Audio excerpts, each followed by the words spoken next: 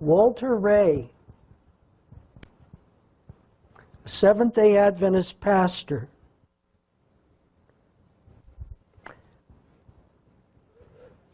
had been interviewed by the LA Times. And Walter Ray, point blank, said that Ellen White was a plagiarist.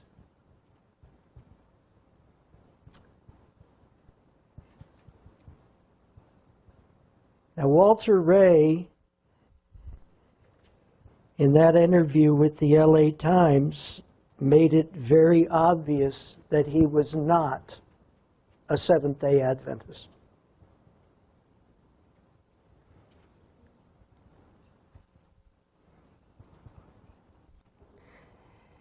I was a junior theology major at Pacific Union College at that time in the spring of 1980.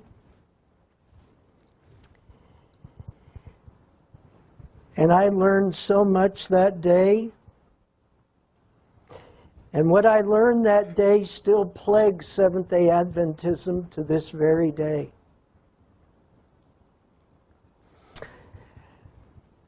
All of my classmates who were all junior theology majors, we were all in the room, and the teacher of that class that day, it was in pastoral leadership, training young Seventh-day Adventist young men at that point. Now it'd probably be half men and half women.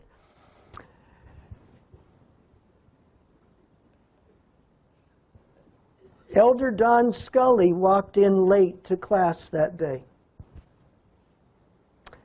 And the first thing that Elder Scully said to these young men training to be Seventh-day Adventist ministers, he said, "Gentlemen," he said, "I'm sure you've all heard about the article in the LA Times."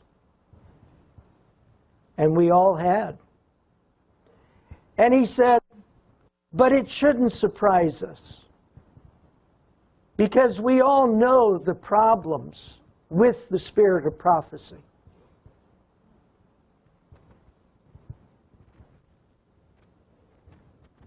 You could have heard a pin drop in that room. Nobody said a word. Nobody said a word. But then one student raised his hand. The student is in this room this morning. And the student said, "Elder Scully, I've been a Seventh-day Adventist for 2 years. Can you please explain to me the problems with Ellen White? I love her books, and I'd like for you to explain what the problems are." You would have thought a bomb was dropped in that room. He was standing in the forefront, in the front of the class. By the time I got done with that question, he had gone back at least 10 feet and was right up against the chalkboard. I'm not exaggerating, folk. That image of what happened in that room that day is as vivid as if it happened this morning. Well, he tried to pin circles to tell us how awful a plagiarist Ellen White was.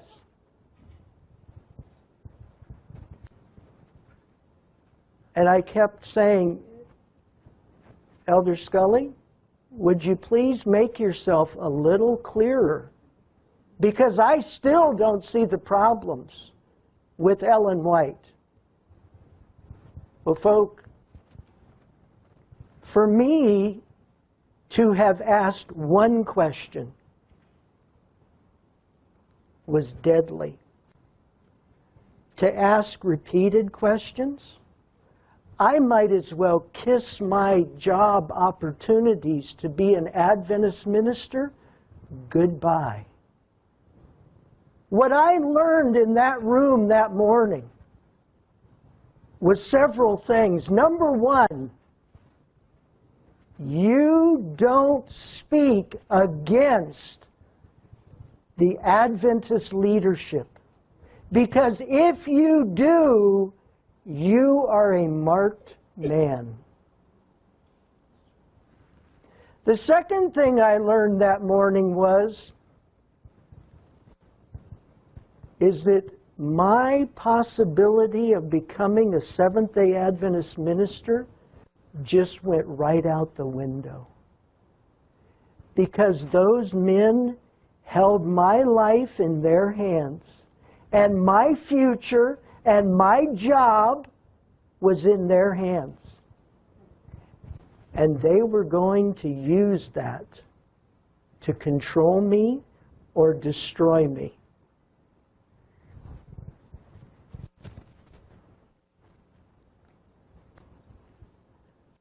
When we left the class that morning, if I took you to PUC, right, if we went to Pacific Union College right now, I think I could tell you where the classroom still is. And as you walk out the door, right there on your right was a bathroom. And I walked into the bathroom, and there was a young theology student in the bathroom that morning. And as I walked in, he looked at me and he said, "Bill," he said, "you know what?" I said, "Tell me." He said, "If you don't keep your mouth shut, you will never get a call into the Adventist ministry." There was something that young man learned that he communicated with me in the bathroom, didn't he? If you want a job in the Adventist church, in the Adventist ministry, you don't question those in leadership. You keep your mouth shut. And if you want to be guaranteed a paycheck, don't say a word.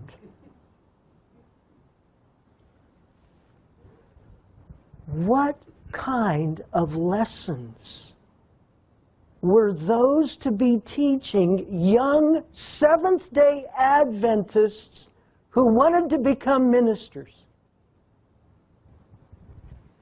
You want to keep your job in the denomination? You do whatever the leaders tell you. Because if you don't, they'll take your paycheck and they'll say, "Now bow down or you'll never get another one of these again." The young man in the bathroom, he learned some lessons that morning, didn't he? He learned some lessons about how and what was necessary to become a Seventh-day Adventist minister within the denomination. Did the message come through? Did he communicate it to me? Oh, you bet he did. You bet he did. But you know what? I guess I have a hard head. Because 12 years later, working in the Northern California Conference as a pastor and a teacher, I ran into, in the church where I was teaching, I ran into a wealthy dentist who had done very well in the stock market. I still remember his name. It was Don Young. He was a nice man. He was a very wealthy man. But Don Young did not like to hear quotes from Ellen White. And Don Young did not like to hear about the sanctuary and the investigative judgment. And Don Young did not like to hear that it was still possible through faith in Jesus Christ to keep the law of God. He didn't want to hear that. But Don Young decided to come and participate in my Sabbath school class. And guess what? He heard those things. And he didn't like them. And he put a lot of money, folk. He put a lot of money into the Adventist Hill at that church in Red Bluff.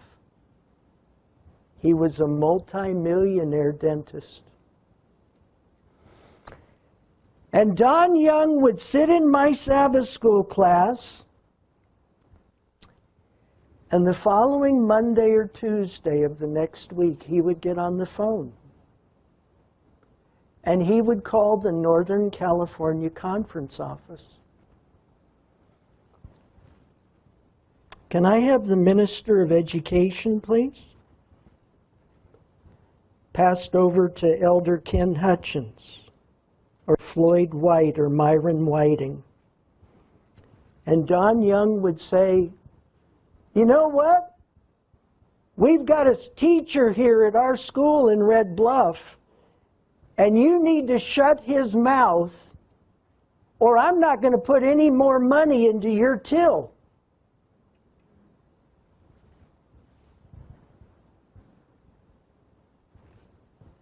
Deja vu.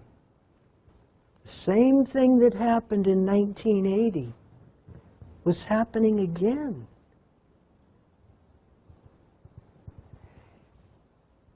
And so I was called into the Northern California Conference office in 1992. And I was told, Bill, the parents love you. The children love you in the school. Everyone loves you. But you have to make us a promise in this room.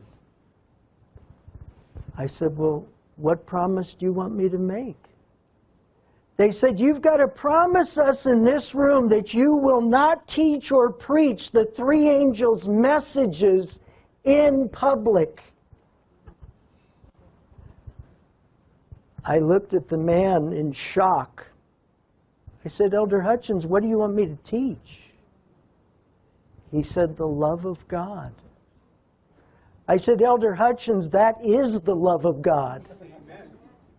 He said, Bill, I'm not here to quibble with you. You need to make a decision. Well, my wife and I made a decision. And the following Monday, I called and I said, I won't be working for you anymore.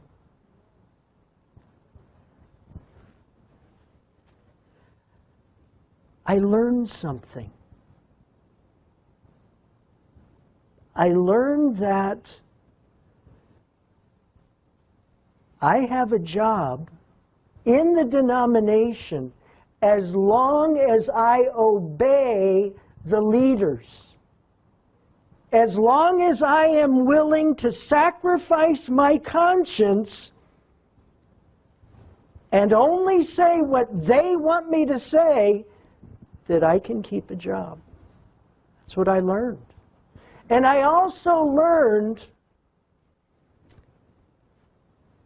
that the Bible and Ellen White are no longer the standards that run the denomination of Seventh-day Adventism. Those are not the principles that reign in Adventism anymore, folk. What reigns is, it's the pocketbook. It's the almighty dollar, and the only way you get a piece of the Adventist dollar is if you do exactly as the leaders tell you to do it. And if you don't, you're gone. Now, when I was fired in 1992, I was told, we're going to demonize you, we are going to ostracize you, we are going to make it so you will never again preach the three angels' messages around this world. We will make it so you never do that again.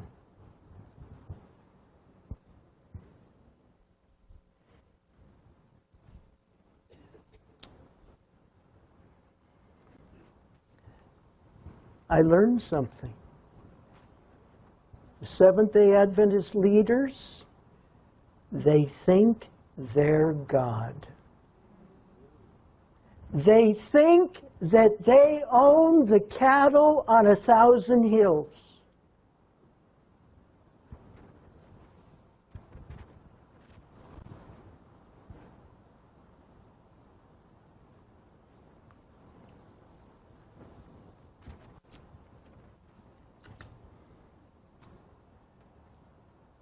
I've had the opportunity to send literature to over 100 countries around the world. By the grace of God alone, I've traveled to every continent in this world except for Antarctica. And that's because I don't want to go there.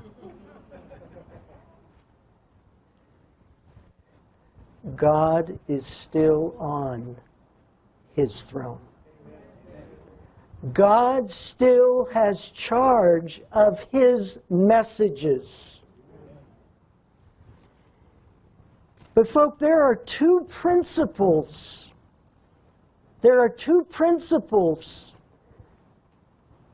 that are warring within Seventh-day Adventism. And the one principle has taken over. And that principle is this. Two things, actually. If you want to rise in Seventh-day Adventism, you obey the leadership. And you don't buck them, because if you do, you're gone. And if you want a piece of the Adventist pie, the money pie in Seventh-day Adventism, the only way you get a piece is to obey what your leaders tell you to do.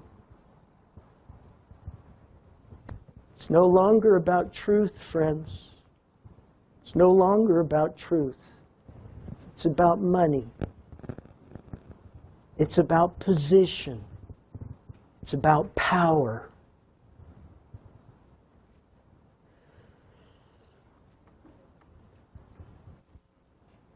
With that introduction, we're going to look at this man, Burton Kohler, bought and sold. COVID rocked the world, didn't it? I almost died. I almost died. A doctor looked at my x-rays. My daughter was standing next to the doctor. She is a nurse. He said, "Well, that guy's dead." My lungs were completely full of COVID. "That guy's dead." My daughter turned to him and said, "Sir, he is alive and well, and he'll be leaving the hospital soon." The doctor said, "He must have an immune system of a horse." No. It's that same boy that was at PUC that loved the writings of Ellen White, that believed that the health messages that she taught were worthwhile to follow. That's why that's why I'm here today, because of those health principles in the spirit of prophecy. So if some guy I don't care what his title is. I don't care what his name is. If he says, well, we know the problems with Ellen White. Well, you know what? The same guy that disagreed in that classroom that day is going to disagree 1,000 times more, folk. 1,000 times more. No area of the world was left unaffected. Nations, churches, our lives were all hit by this terrible illness. Something about this time remains locked in our minds and will never go away. I'll never forget COVID, friends. I'll never forget it and what happened. And in Seventh-day Adventism, that's the case. That's the case. Many Adventists died. Many lost their health. Many lost their homes over their refusal to participate in the government's remedy for this crisis. Folk, I had Adventists all over America calling me and saying, can you give us a letter of exemption? And I said, well, where do you go to church? Well, I go to the Seventh-day Adventist church in such and such an area. And I'd say, well, did you ask your pastor for a letter of exemption? They said, oh yeah, I did, but they wouldn't give it to me. And I said, well, did you call your conference office? Well, of course I did, and they wouldn't give it to me either. And did you call the general conference? They wouldn't give it to me either. And so I asked myself a question that I asked the person on the phone. Why?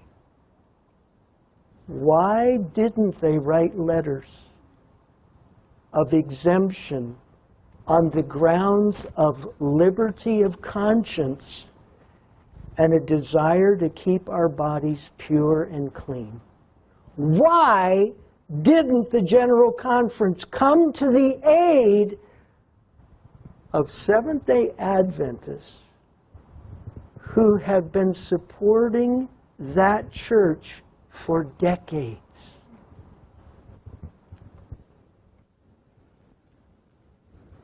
Some Seventh-day Adventists couldn't conscientiously participate in the government's solution for COVID-19 because of their religious convictions regarding their body as the temple of God. They couldn't follow government mandates. As a result, many lost their jobs. I had people in New York.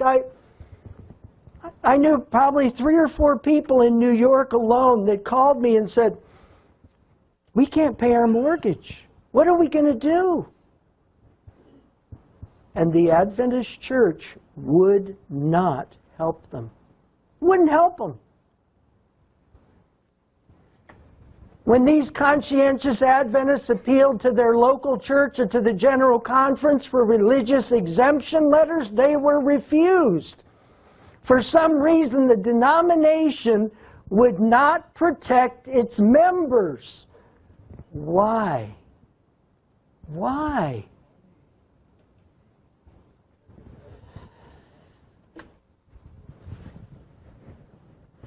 June 6th through June 11th of 2022, there was a General Conference meeting in St. Louis. And this man right here, Jonathan Zirkle, he lives in Loma Linda. He's a lawyer. Jonathan Zirkle made a motion that the General Conference's position on COVID-19 and their response to members be discussed. He made a motion, and it was seconded. So according to Robert's Rules of Order, that issue should have been discussed. And the issue Jonathan Zirkle was concerned about, he said, I have a petition signed by 25,000 Seventh-day Adventists all over the world, 1,900 delegates or pastors, and over 4,000 healthcare providers, all wanting to know why the church took the stand it did and refused to help the members. That was the motion. Yes. He stood for something. He stood for something. I'd like to meet him. At that point, at the General Conference session, this man right here, Ted Wilson, rose to his feet. Now, folk, Seventh-day Adventists, some were in hospitals because they took the vaccine. Some people lost their jobs. Some people couldn't pay their mortgages because of the church's position. This wasn't a willy-nilly, fly-by-night issue. This was a very personal, a very hurtful issue for Seventh-day Adventists. And Jonathan Zirkel said, we need to discuss this. There are Seventh-day Adventists hurting because of what the church has done. Ted Wilson at that moment rose to his feet. He said several things. I'm not going to repeat them, and I'm only going... You can go back and watch the video. It's for anybody who wants to see it. But Ted Wilson gets up and he says, I know there's been a motion made, and I know that it's been seconded. And then he said, but I urge this group of people not to discuss this issue. So people are bleeding, but there's no Band-Aid you're going to provide. People are losing their homes. You're not going to help them. Why, friends? Why? Why?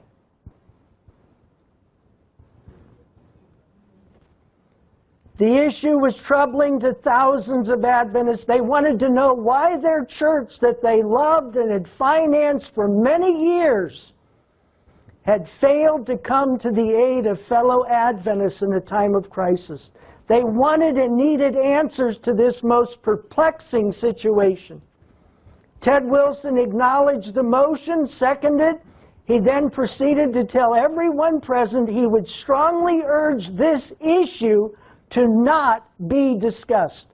The hope of resolution for many Adventists died. However, the church's position did not.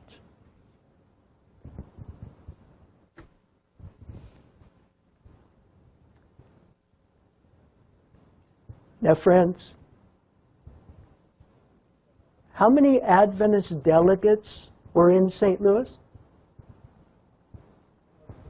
There were over 1,900, almost 2,000. Most of them were conference employees, pastors. Ted Wilson says, we aren't going to do it. How did they respond?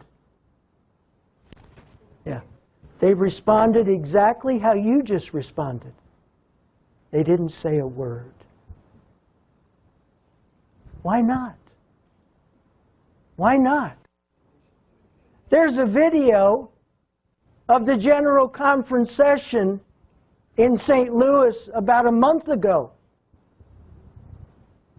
And there's an interview with Conrad Vine and this young man. And the young man says, but Elder Vine or Dr. Vine, why don't the delegates address the leadership? Tell me why they don't, friends. What lesson did all of those pastors learn as they went through Adventist schools? What did they learn from their teachers at their Adventist universities? If you want a job, what do? You keep your mouth shut. You obey the leader, or your paycheck's going to be dissolved.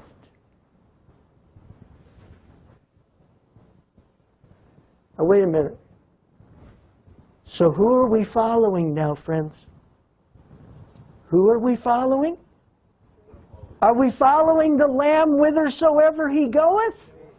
Or are we following Ben Franklin wherever he goeth? Yeah, we're following Big Ben, aren't we? You know, I hear people say this to me all the time. They say, you know, I say to people, look it, this is bold-faced apostasy. And you protest two ways. Number one, you frontally, in people's face, you demand answers. And when that doesn't work, you say, fine, until you give me answers, I'm not going to give you another dime.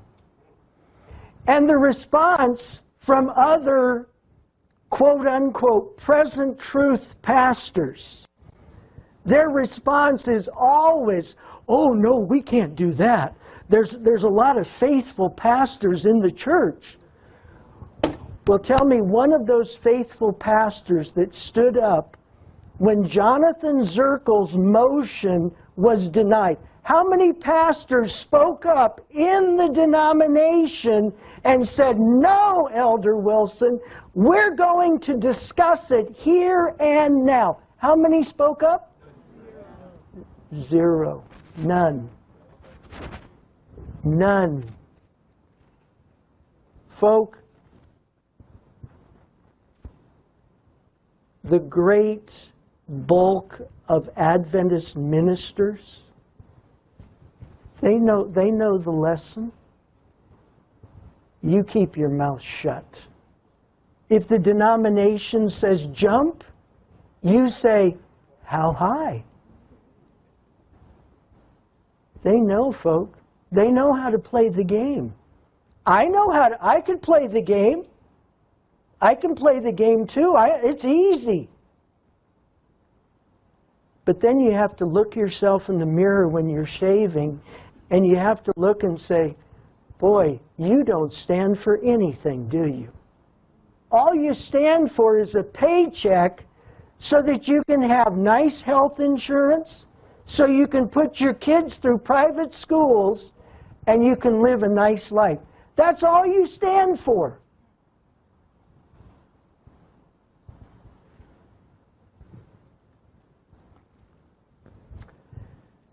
Now, when Ted Wilson refused and said, we are not going to discuss this issue, he mentioned two names. He said, there are two fellow officers of mine who agree with me that this issue should not be discussed. Do you remember the names of the two people? That's right. That's right, John.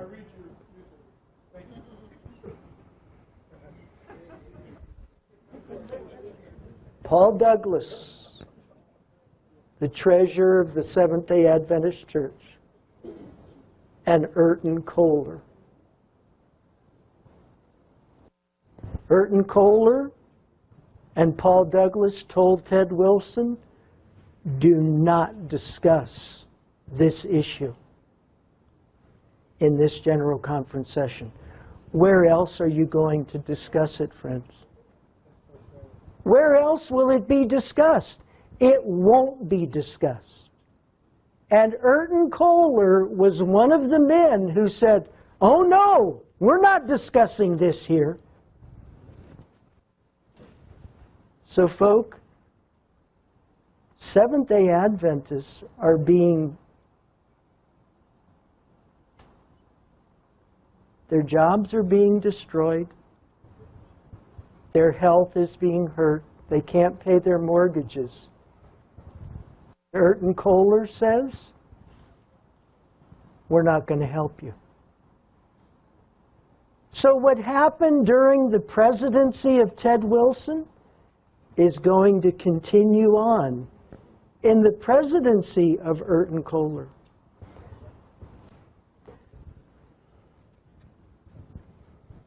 Ted Wilson mentioned two names that were in total agreement with the church's stand not to give Adventist letters of exemption on the grounds of religious liberty, and who totally agreed with Ted Wilson not to discuss the issue: Paul Douglas and Erton Kohler.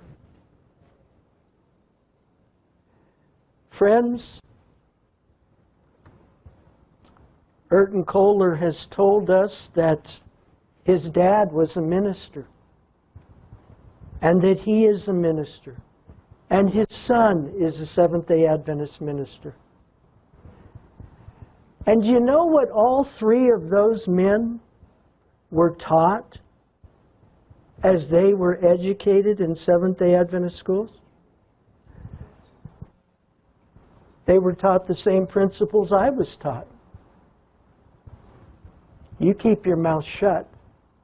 You do exactly as the leaders tell you to do.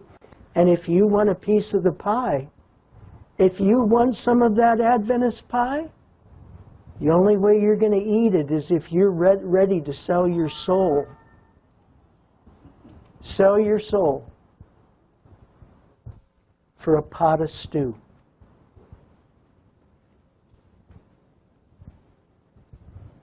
These three men agreed not to defend Seventh-day Adventist religious liberty in a time of crisis.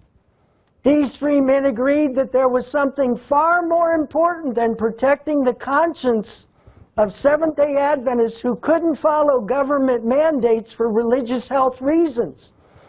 Instead of standing with Seventh-day Adventists, these three men decided that something else superseded hurting Seventh-day Adventists. What could it possibly be? What could be more important? If you see a merchant on the side of the road on the way to Jericho, what are you going to do? Are you going to go to the hurting merchant, or are you going to protect yourself?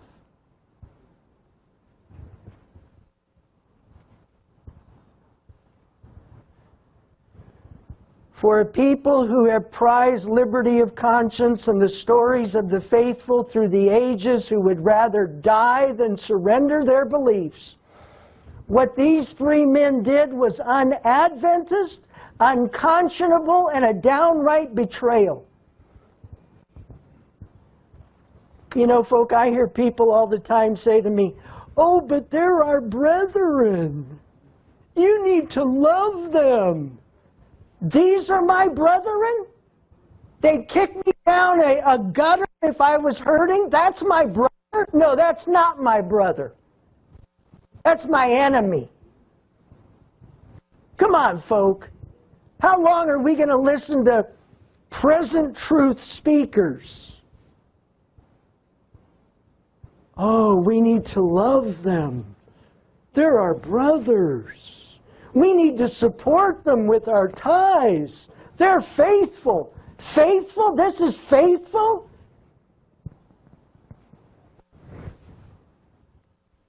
This isn't. Folks, these are men that are living on a principle that says, I am going to get whatever I can get, and I don't care who I hurt on the way. That's the principle these people go by. These people aren't Seventh-day Adventist Christians, they're animals. That's how an animal acts, folk. I'm reading a book right now by a guy by the name of Paul Williams. It's called Operation Gladio, in which it talks about how Pope Paul VI and the mafia and the high-ups in the Office of Strategic Services became the CIA. You know what they did? For decades, from the late 1940s, and they're still doing it today. They are growing drugs, opium, heroin, in the Helmand Valley of Afghanistan. In the Helmand Valley of Afghanistan, they then bring those drugs to the United States, and they sell them throughout America. You know where they started it all? It was in the ghettos of the big cities of America. New York, Detroit, Chicago, Miami, Houston. How many families in America have not been affected by what those animals did at the CIA, at the Vatican? How many American families have not been hurt by their garbage behavior, folk? How many? Would we call them our brothers too? Would we? I will guarantee you, I will never call these men in this slide my brothers. And if some present truth Adventist ministers don't get their act together, I won't be calling them my brothers either.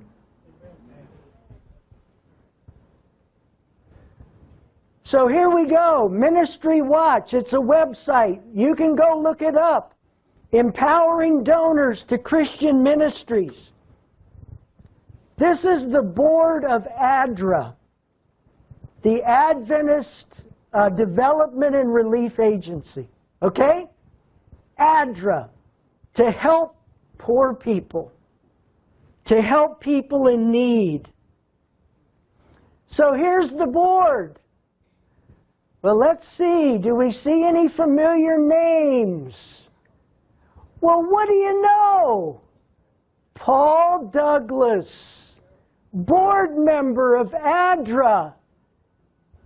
Now, they meet, I've been told, about 4 times a year. Okay, 4 times a year. Now, I'm going to need a mathematician here to help me.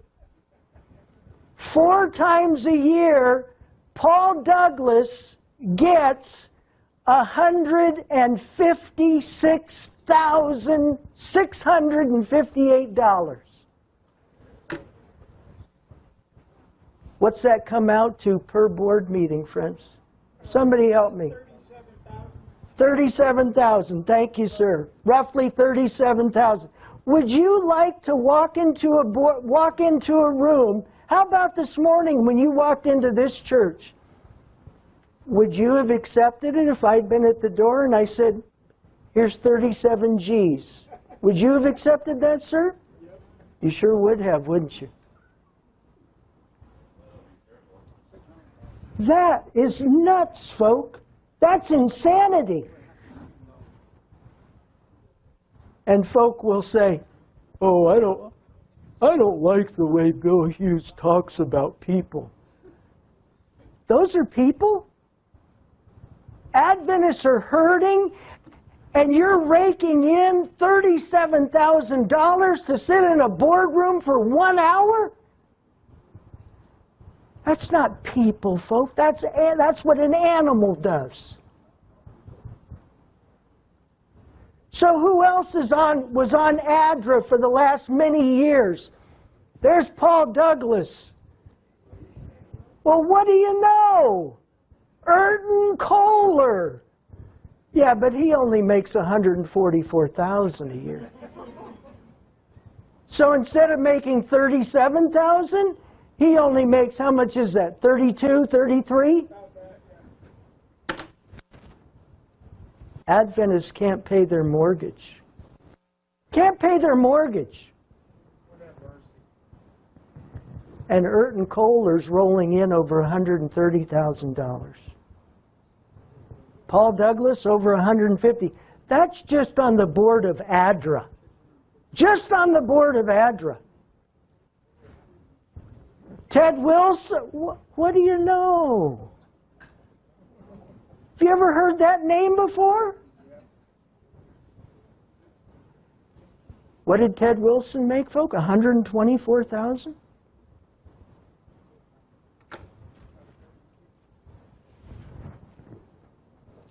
See, these three men, they learned their lessons well, didn't they? You want a piece of the pie? You want power and position? You do what your leader. Ted Wilson did, folk. That's what Erton Kohler has done. Erton Kohler's bought and sold.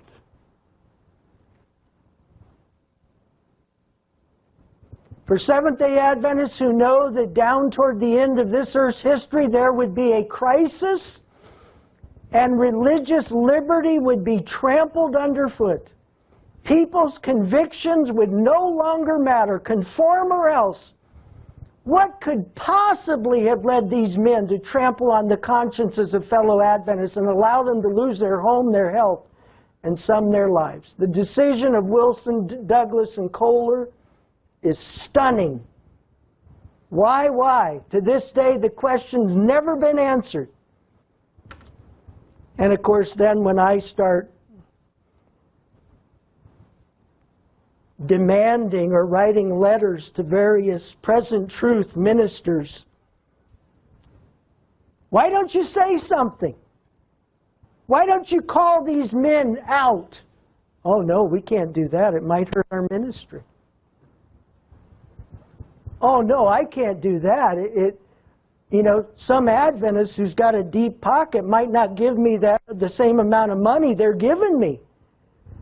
Folk, in present truth ministry today, it's the same principle right across the board. Right across the board. You better be real careful who you're listening to.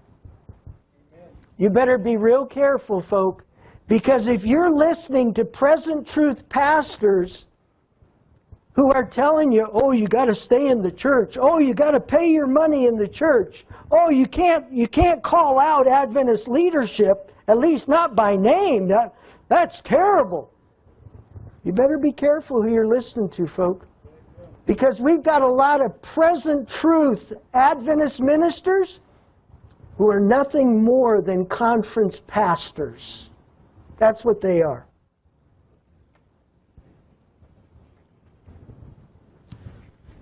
So ADRA was getting millions of dollars from the UN.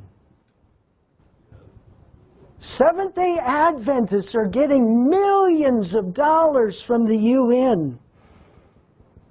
So if the UN was a part of the health mandates during COVID, would the Adventist church say, oh no, we're not going to follow those mandates, that's against our conscience?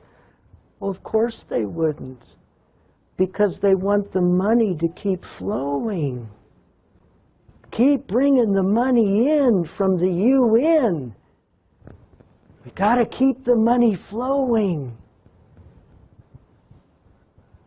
So the principle on which the denomination is based today, that's why Adventists were kicked under the bus during COVID.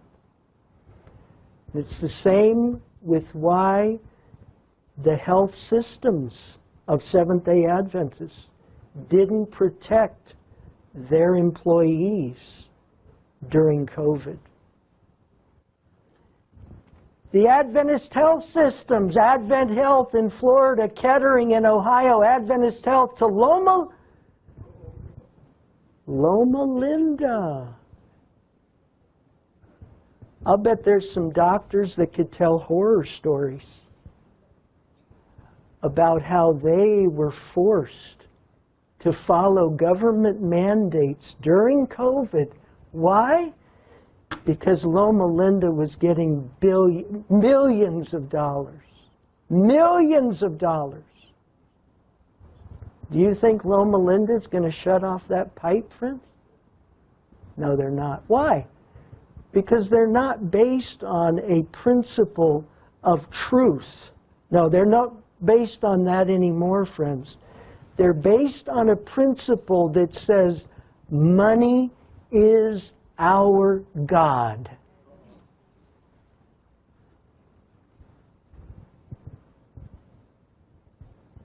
They make billions of dollars a year, all these Adventist health systems. Of those funds, the great bulk of the revenues come from Medicare, Medicaid, and private insurance companies. But the great bulk is from Medicare and Medicaid, folk.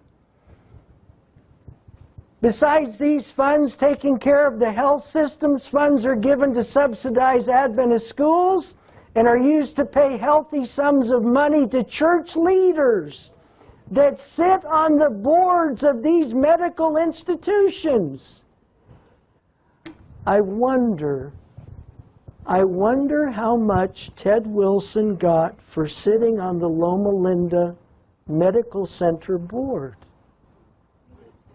I wonder how much he made.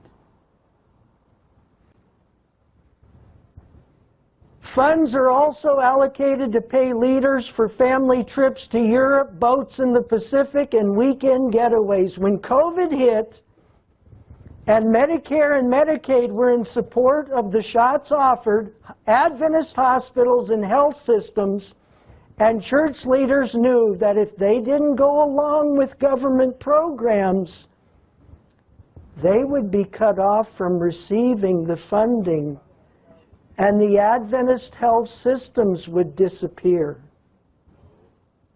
And not only the health systems, but the Adventist school systems would disappear as well.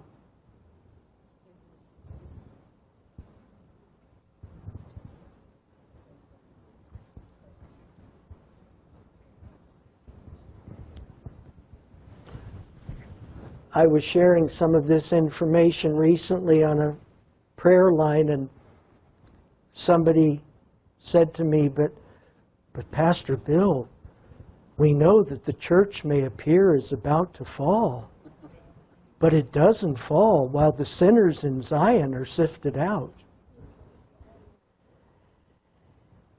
And I said, let me guarantee you that a system that is built on money-grubbing people who all they care about is money and position and power, I said, that's not going through to the kingdom. That is not the church that God raised up. The church that God raised up are people who love the truth and love Jesus and will follow him wherever he goes. That's the church, and that's what's going through. I said, this apostasy at Loma Linda, this apostasy at Adventist Health Systems, this apostasy in Silver Springs, Maryland. Friends, this is the new organization that Ellen White said would happen at the end of time. It's an organization that's not built on truth. It's built on making money. That's not God's system, friend. That's a system of a new order that Ellen White said would happen. It's not going through to anywhere but to the lake of fire.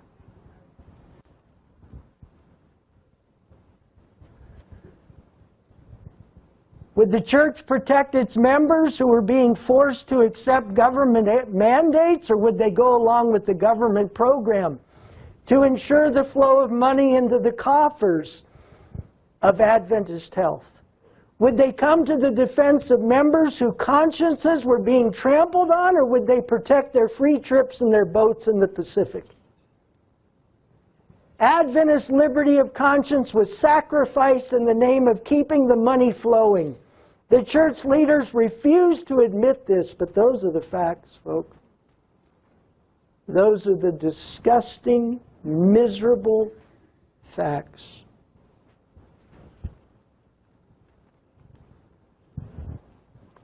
Since the 1980s, Seventh-day Adventism has joined the United Nations as an NGO, or a non-governmental organization.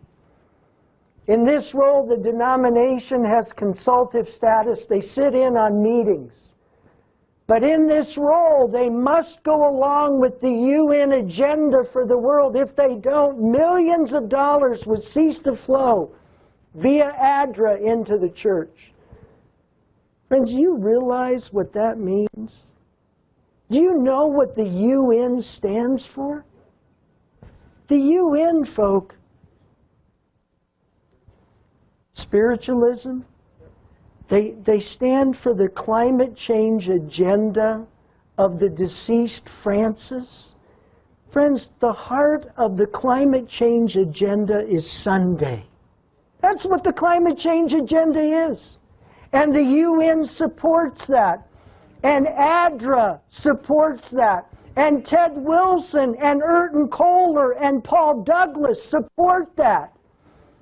Friends, when a Sunday law comes, what do you think Erton Kohler and Paul Douglas and Ted Wilson, who all their lives have lived the principle of you do what you're told to keep the money flowing, what are they going to do when a Sunday law comes, friend?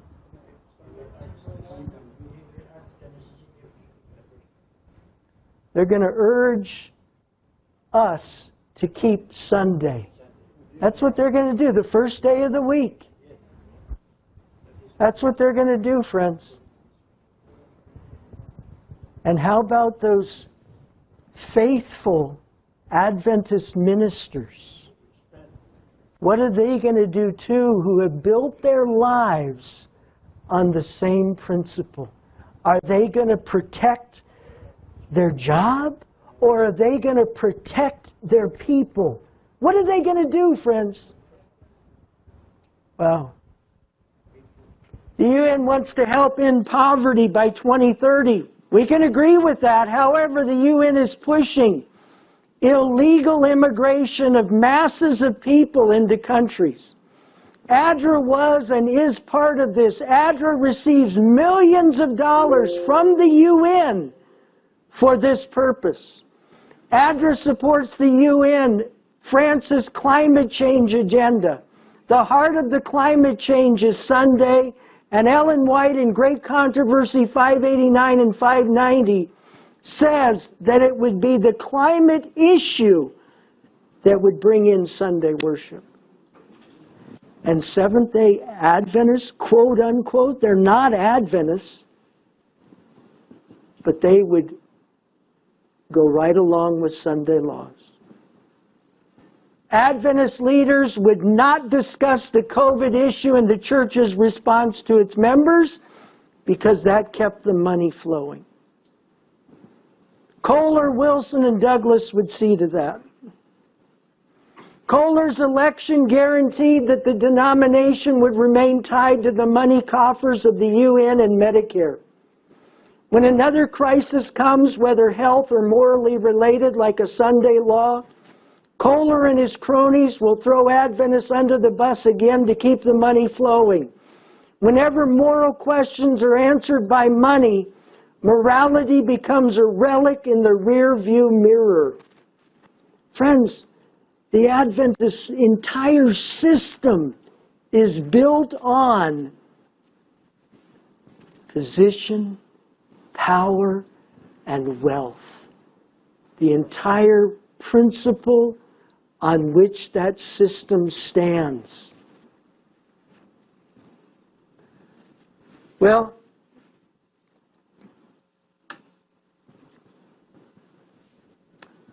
in Erton Kohler's first sermon, he spoke a lot about boldness. Being bold, standing for something, standing for the Lord.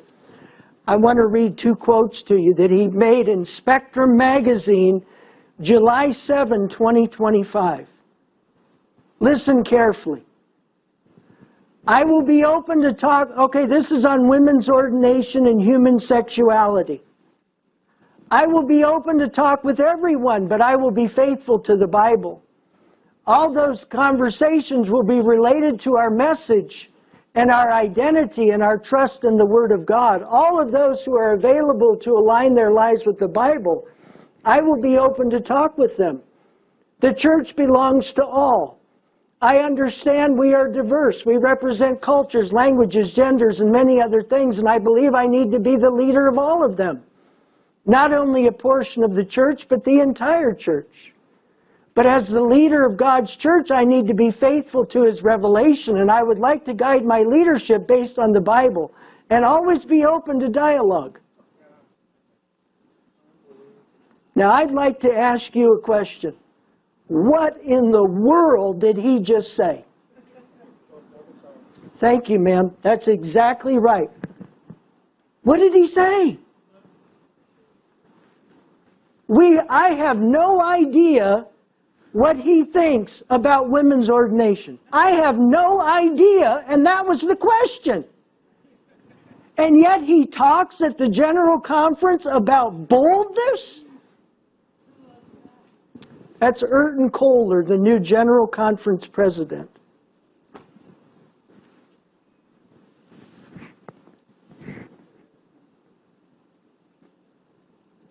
The church's place in ICE raids and immigration barriers. Here's another direct quote on where he stands. Okay? This is a very sensitive issue. We can't deal with this issue openly.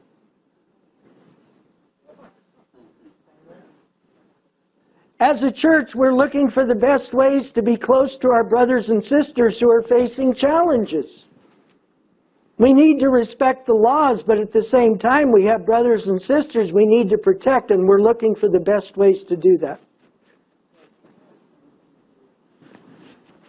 So, what did he just say? What position will Urton Kohler take on immigration barriers, on ICE raids? What position will he take? I don't know. This is serious, friend. I mean,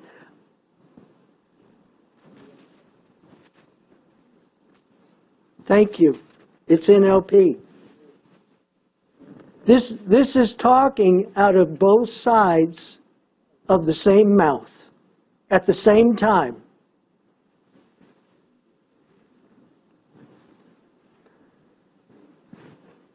So where's it all going, friends? You have a new organization. Let's read the bottom quote first. The enemy of souls has sought to bring in the supposition a great reformation was to take place among Seventh-day Adventists.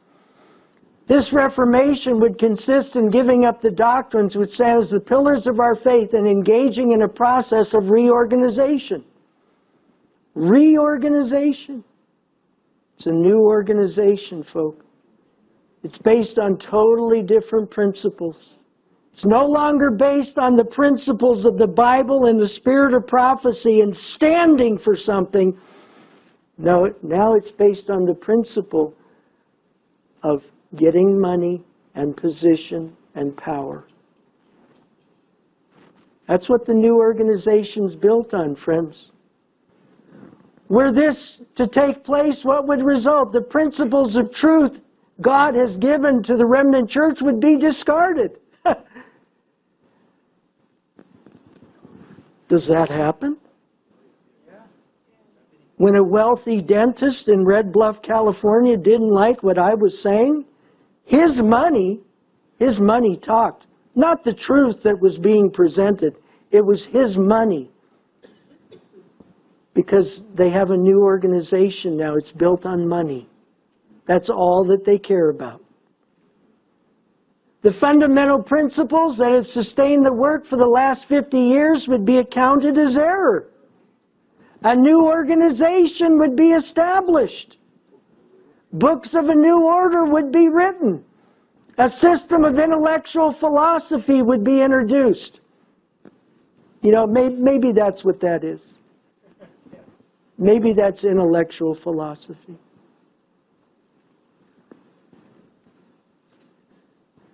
The founders of this system would go into the cities and do a wonderful work. The Sabbath would be lightly regarded as also the God who created it. Nothing would be allowed to stand in the way of the new movement. How much?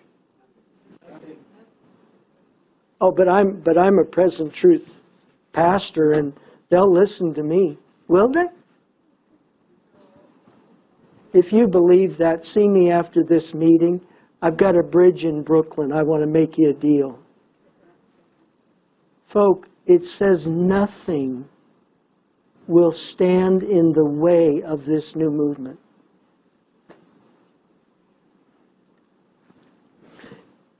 So we have a choice. Are we going to go with the new movement? Are we going to support the new movement?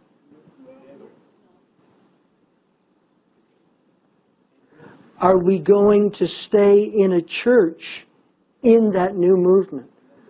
Are we going to obey whatever the pastor and the leaders say, because that's the principle that heads the new movement? Are we going to obey them and support them? Folk, it's happening. Nobody's going to stop it. And anybody who thinks they can, they're delusional. The leaders would teach that virtue is better than vice, but God being removed, they would place their dependence on human power, which without God is worthless. Their foundation would be built on the sand. Is money sand-like foundation, folk? Yeah, it is. It's here today and it goes tomorrow. How about position and power? Does that last forever? Did it last in Babylon? No, it disappears, friend. It disappears. The only thing that stands are the principles of truth. That's all that stands, folk. And Ellen White says their foundation would be built on the sand, and storm and tempest would sweep away the structure. Sweep away the structure. What's that, friends? Well, the structure is the organization, the conference offices, the hospitals, the schools. Says they will be swept away. Just like Herod's temple in Jerusalem in 70 AD. The leadership in the first century said, stay in the church, stay in the temple. You'll be saved and you'll be protected. In Great Controversy, Ellen White says the leaders in the apostate Jewish church, as the Romans came into the temple, they were screaming at their people, stay in the building, God will deliver us. You're hearing that today, folk. Stay in the church, it'll protect you. Just like the Jews were protected in Herod's temple. The Adventist structure, friend, based on money and position, it's going to be wiped away. Why? Because the purpose for which it was raised up, they've gone exactly in the opposite direction. It was raised up for one reason only. That was the promotion and proclamation of the three angels' messages throughout the world. That's why it was raised up. It's not doing that, it will disappear. Review and Herald, finally the top quote, and we will close. Review and Herald, March 18, 1884. The Lord has a controversy with his professed people in these last days. When Ellen White uses the word professed people, who's she talking about? She's talking about Seventh-day Adventists. So the Lord has a controversy with Seventh-day Adventists in these last days. In this controversy, leaders, ministers, conference officials, men in responsible positions will take a course directly opposite to that pursued by Nehemiah. They will not only ignore and despise the Sabbath themselves, but they will try to keep it from others by burying it beneath the rubbish of custom and tradition. In churches, what churches is she talking about? Adventist churches. In Seventh-day Adventist churches and in large gatherings in the open air. What do you call large gatherings in the open air? Camp meetings. Camp meetings. Ministers. What kind of ministers? Adventist ministers. Ministers will urge upon the people. What people are they talking about? Adventist people. So Seventh-day Adventist ministers in Adventist churches and in camp meetings will urge Seventh-day Adventists of the necessity of keeping the first day of the week. Now, an Adventist minister knows where people are going if they keep the first day of the week. They know that, don't they? They know they're going to suffer the plagues. They know they're going to the lake of fire. So why would an Adventist minister urge Adventists to keep Sunday? Why would they do that? They have another leader. They have another leader. They want to save their job, and they want to save their paycheck. The love of money. There are calamities on sea and land. These calamities will increase one disaster closely upon another. The little band of conscientious Sabbath keepers will be pointed out as the ones who are bringing the wrath of God upon the world by their disregard of Sunday. Look around. Fires erupt in Turkey, Italy, Greece, Romania. Hillsides vanish in walls of flame. People flee through smoke so thick the sun disappears. Homes turn to ash before the coffee cools. Meanwhile, Moscow is drowning. China is drowning. South Asia is drowning. The Philippines is drowning. Streets become rivers. Rivers become seas. Cars vanish underwater. And it's all happening at the same time. You can call it chaos. You can call it bad luck. But you can't call it coincidence. Not when it's this precise. Not when it's this frequent. Not when it's global. This isn't nature spiraling out of control. This is something else. When disasters strike with the timing of a military op, you're not looking at random weather, you're looking at coordination. And the tools already exist. HAARP, geoengineering, cloud seeding, directed energy. Weather manipulation is documented, patented, funded, and in use. The only question is on whose orders. The benefits are obvious.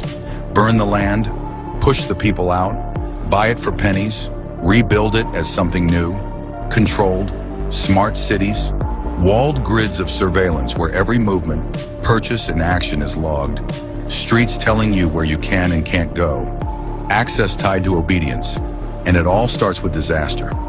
Lately, disasters arrive like clockwork.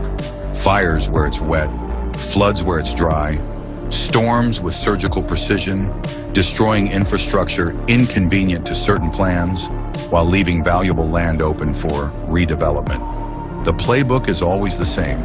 Collapse, clear, control. History's full of it. After Katrina, whole New Orleans neighborhoods never came back, not because people didn't want to, but because they couldn't. Insurance fights, red tape, and developers turned disaster into a reset button.